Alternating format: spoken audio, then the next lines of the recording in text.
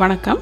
தேனி சமையலில் காரசாரமான வெண்டைக்காய் புளி குழம்பு எப்படி செய்யலாம் அப்படின்னு பார்க்கலாம். இது செய்கிறதுக்கு 1/4 கிலோ வெண்டைக்காவை நல்லா கழுவி இந்த மாதிரி பொடியாக நறுக்கி எடுத்துக்கோங்க. சின்ன வெங்காயம் ஒரு 100 கிராம் எடுத்து அதை நீல வாக்கில் இந்த மாதிரி கட் பண்ணி வச்சுக்கோங்க. 10 பல் பூண்டு, எலுமிச்சம்பழம் அளவு புளி எடுத்து அதை ஊற வச்சு அதுலேருந்து புளி தண்ணி ரெடி பண்ணி எடுத்துக்கிடலாம்.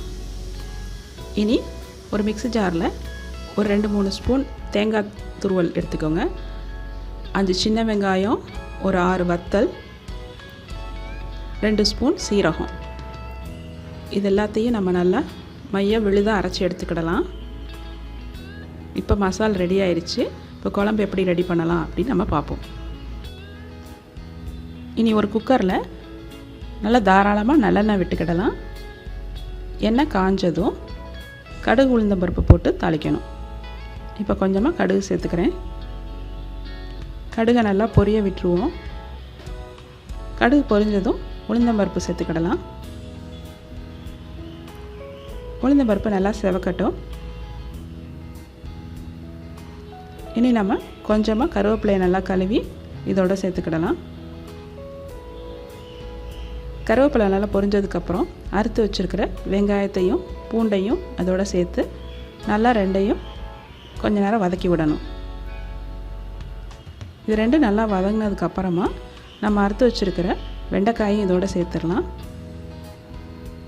வெங்காயம், பூண்டு, வெண்டைக்காய் 3 நல்லா கொஞ்ச நேரம் சிம்மரில் போட்டோ இல்லை மீடியம் ஃப்ளேமில் போட்டோ நம்ம அப்பப்போ கிண்டி விட்டுகிட்டே இருக்கணும்.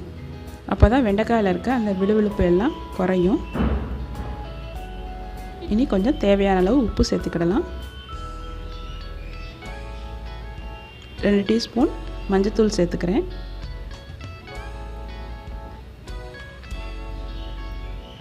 அடி பிடிக்காமல் நம்ம இந்த கலவையை அப்பப்போ கிண்டி விட்டுக்கிட்டே இருக்கணும்.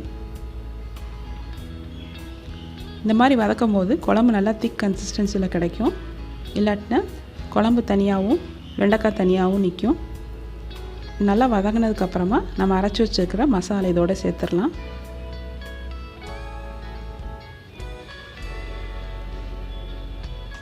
மசாலா இப்போ சேர்த்தாச்சு. இதையும் நல்லா அடிப்பிடிக்காத மாதிரி நம்ம கிண்டி விட்டுகிட்டே இருக்கணும். மசாலோடைய பச்சை வாடை போகிற வரையும் நம்ம வெண்டைக்காயோடு சேர்த்து கிளறி விடுவோம்.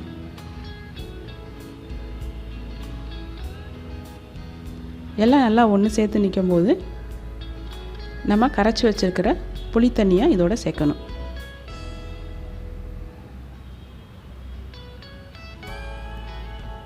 நல்லா மிக்ஸ் பண்ணி விட்டுருவோம்.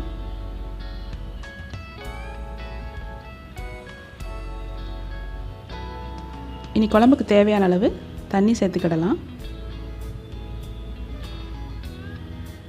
தண்ணி சேர்த்துட்டு நம்ம இந்த ஸ்டேஜில் உப்பு உரப்பு எல்லாத்தையும் செக் பண்ணிக்கிடலாம். தேவைப்பட்டால் உப்பு மிளகாத்தூள் சேர்த்துக்கிட்டு நம்ம குழம்ப மூடி வச்சு ஒரு 5 நிமிஷம் நல்லா வேக விடுவோம். குக்கரில் வைக்கிறதுனால 2 அல்லது 3 சத்தம் விட்டுட்டு சிம்மரில் போட்டு 5 நிமிஷம் சிம்மரில் போட்டுட்டு அடுப்பு ஆஃப் பண்ணிடலாம். வெண்டைக்காய் சீக்கிரம் வெந்துடும். அதனால் ரொம்ப நேரம் வேக வைக்க வேண்டியதில்லை.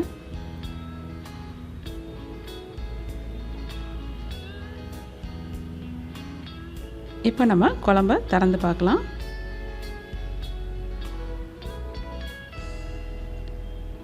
இப்போ வெண்டைக்காய் குழம்பு நல்லா திக்காக நல்லா காரசாரமாக ரெடி ஆயிடுச்சு.